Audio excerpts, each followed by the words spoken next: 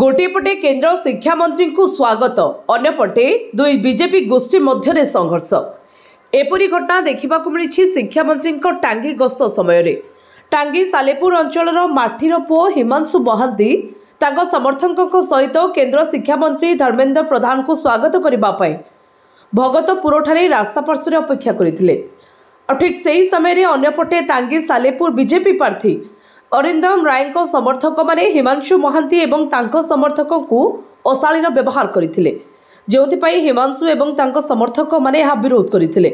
अन्यपटे अरिंदम राय समर्थक माने हिमांशु महांती को आगु को जीवा को छाड़ी नथिले। परे कटक ग्रामांचल एसपी एवं टांगी थाना अधिकारी शिवप्रसाद भद्र सेठरे उपस्थित रही परिस्थिति को नियंत्रण करथिले। बीजेपी कार्यक्रम में बीजेपी गोष्ठी मुहामुही एवं साधारण चर्चार विषय पलटिथिबा देखा देछि।